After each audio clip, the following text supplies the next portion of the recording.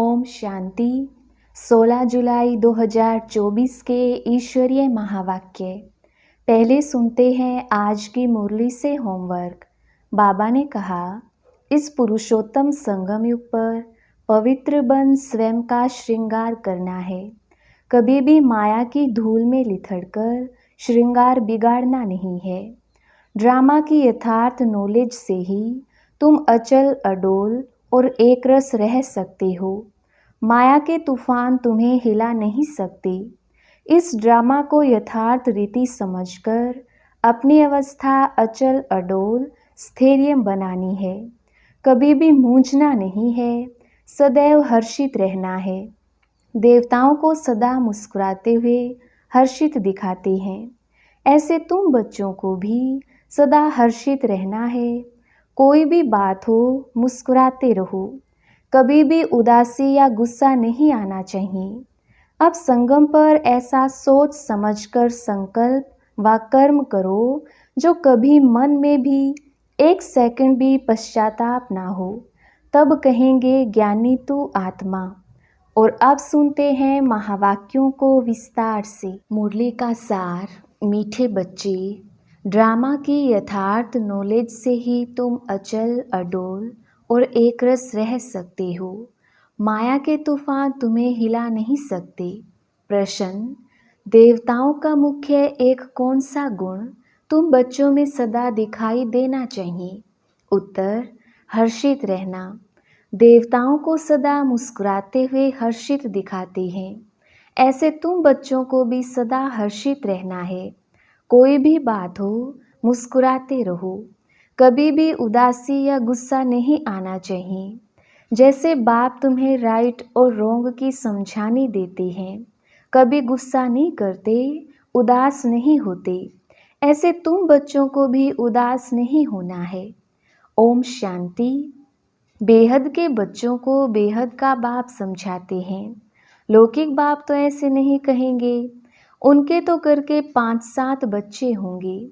यह तो जो सभी आत्माएं हैं, आपस में ब्रदर्स हैं।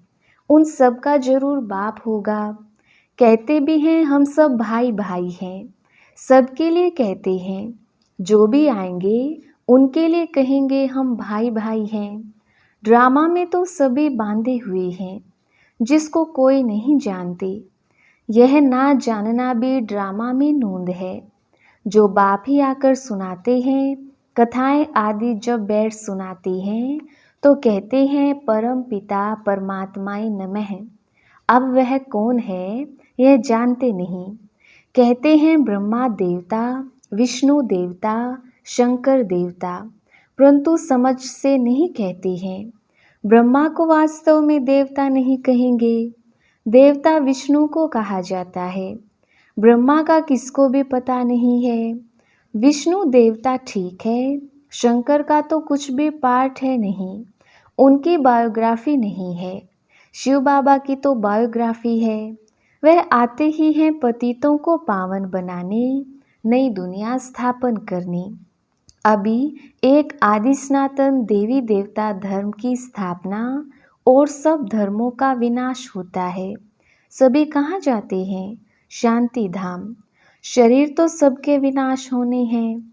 नई दुनिया में होंगे ही सिर्फ तुम। जो भी मुख्य धर्म है उनको तुम जानते हो। सबके तो नाम ले नहीं सकेंगे। छोटी छोटी टाल टालियाँ तो बहुत हैं। पहले पहले है डिटिज्म, फिर इस्लामी। यह बातें सिवाय तुम बच्चों के और कोई की बुद्धि में नहीं है। अभी वह आदि सनातन देवी देवता धर्म प्रायलोप है। इसलिए बनेन ट्री का भी मिसाल देते हैं। सारा झाड़ खड़ा है, फाउंडेशन है नहीं। सबसे बड़ी आयु इस बनेन ट्री की ही होती है। तो इसमें सबसे बड़ी आयु है आदि सनातन देवी देवता धर्म की। वह जब प्रायलोप हो तब तो बाप आकर कहे कि अभी एक धर्म की स्थापना और अनेक धर्मों का विनाश होना है। इसलिए त्रिमूर्ति भी बनाया है, परंतु अर्थ नहीं समझते हैं। तुम बच्चे जानते हो ऊंचते ऊंच भगवान है, फिर ब्रह्मा विष्णु शंकर, फिर सृष्टि पर आते हैं तो देवी देवताओं के सिवाय और कोई धर्म है नहीं। भक्ति मार्ग की भी ड्रामा में नूंद है। पहले शिव की भक्ति करते हैं, फिर देवताओं की। भारत की ही तो बात है। बाकी तो समझते हैं हमारा धर्म मठ पंथ कब स्थापन होता है। जैसे आर्य लोग कहते हैं हम बहुत पुराने हैं। वास्तव में सबसे पुराना तो है ही आदि सनातन देवी देवता धर्म। तुम जब झाड़ पर समझाते हो तो खुद भी समझ लेंगे कि हमारा धर्म फलाने समय पर आएगा। सबको जो अनादि अविनाशी पाठ मिला हुआ है सो बजाना है। इसमें कोई का दोष व भूल नहीं कह सकती। यह तो सिर्फ समझाया जाता है पाप आत्मा क्यों बनी है। मनुष्य कहेंगे हम बेहद के बाप के सब बच्चे हैं। फिर सब ब्रदर्स सत्युग में क्यों नहीं हैं? परंतु ड्रामा में पार्ट ही नहीं है। यह अनादि ड्रामा बना हुआ है। इसमें निश्चय रखो और कोई बात बोलो नहीं। चक्र भी दिखाया है कैसे यह फिरता है। कल्प वृक्ष का भी चित्र है, परंतु यह कोई जानते नहीं कि इनकी आयु कितनी है। बाप कोई की निंदा नहीं करते हैं। यह तो समझाया जाता है, तुमको भी समझाते हैं। तुम कितने पावन थे, अभी पतित बने हो तो पुकारते हो हे पतित पावन आओ। पहले तो तुम सबको पावन बनना है, फिर नंबरवार पाठ बजाने आना है।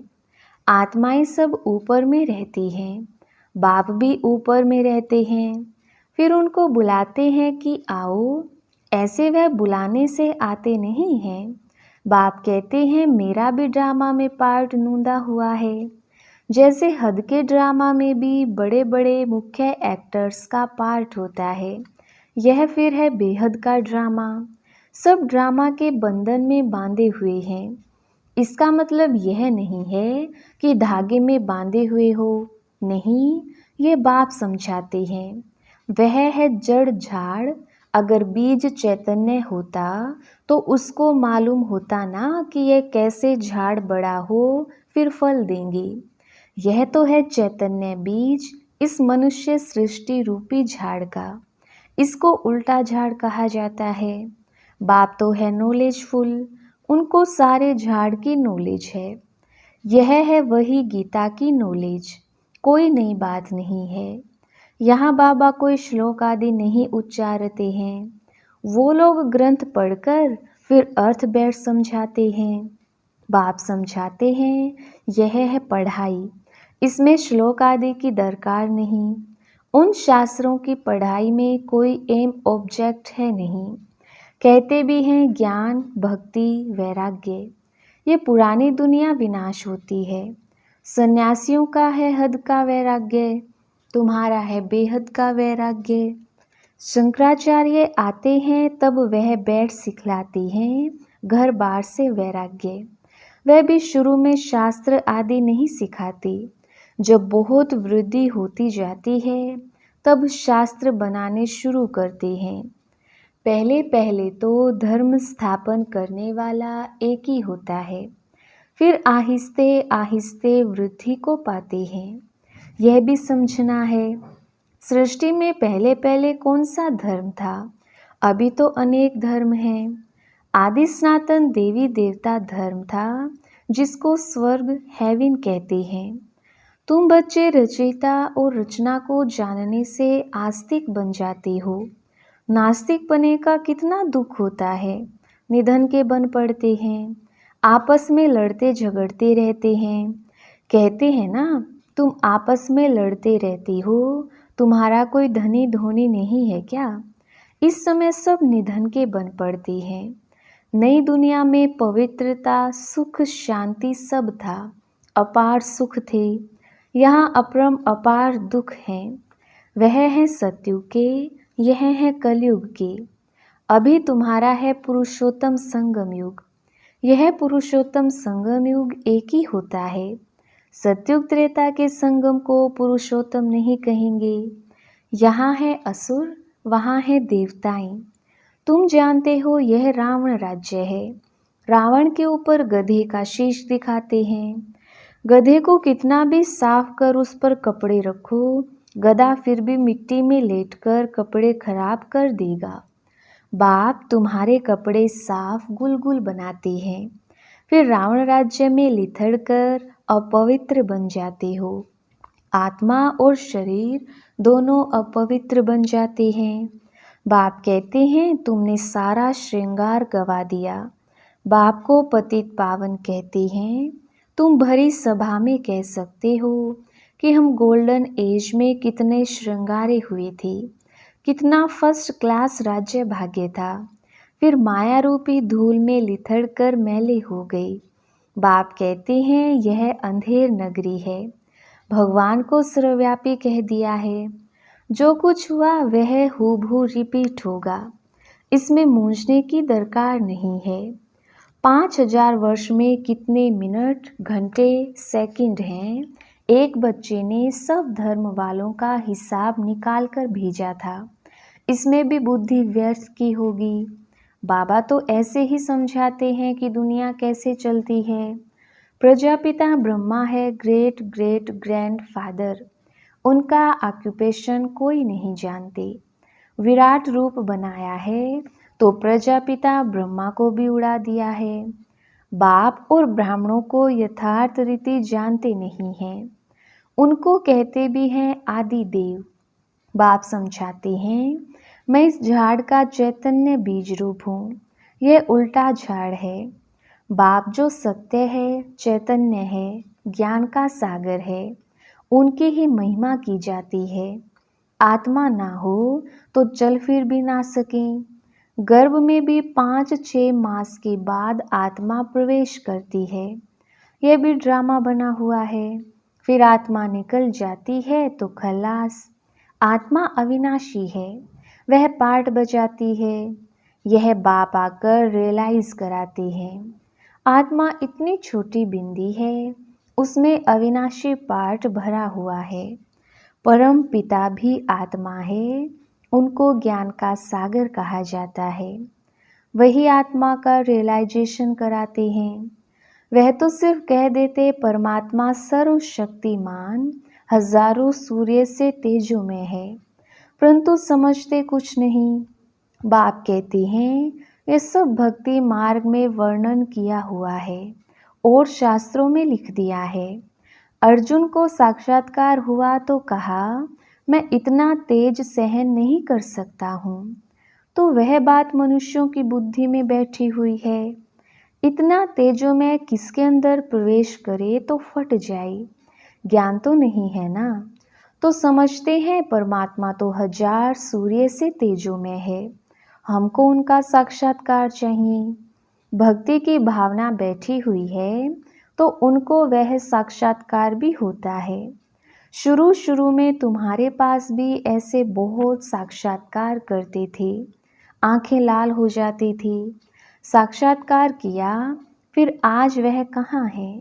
वह सभी हैं भक्ति मार्ग की बातें। तो यह सब बाप समझाते हैं, इसमें ग्लानि की कोई बात नहीं है।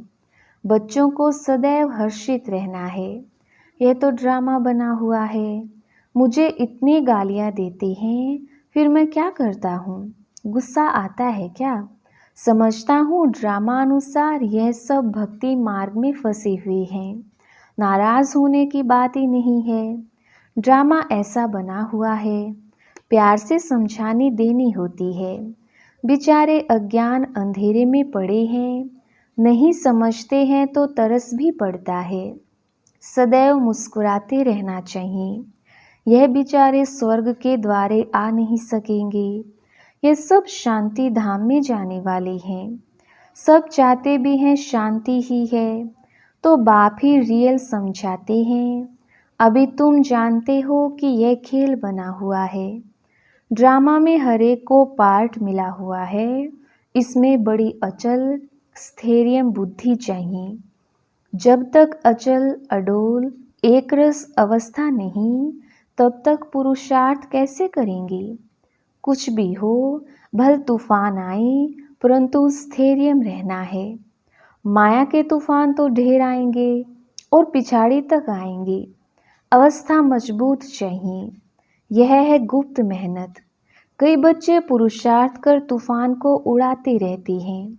जितना जो पास होगा उतना ऊंच पद पाएगा। राजधानी में पद तो बहुत है ना। सबसे अच्छे चित्र हैं त्रिमूर्ति, गोला और झाड़। यह शुरू के बने हुए हैं। विलायत में सर्विस के लिए भी यह 2 चित्र ले जाने हैं। इन पर ही वह अच्छी रीति समझ सकेंगे। आहिस्ते आहिस्ते बाबा जो चाहते हैं कि यह चित्र कपड़े पर हों, वह भी बनते जाएंगे। तुम समझाएंगे कि यह कैसे स्थापना हो रही है। तुम भी इसको समझेंगे तो अपने धर्म में ऊंच पद पाएंगे। क्रिश्चियन धर्म में तुम ऊंच पद पाना चाहते हो तो यह अच्छी रीति समझो। अच्छा, मीठे मीठे सिकिलदे बच्चों प्रति माता पिता बाप दादा का याद प्यार और गुड मॉर्निंग। रूहानी बाप की रूहानी बच्चों को नमस्ते। हम रूहानी बच्चों की रूहानी बाप दादा को याद प्यार, गुड मॉर्निंग और नमस्ते जी। धारणा के लिए मुख्य सार। पहला पॉइंट, इस पुरुषोत्तम संगम युग पर पवित्र बन स्वयं का श्रृंगार करना है। कभी भी माया की धूल में लिथड़कर श्रृंगार बिगाड़ना नहीं है।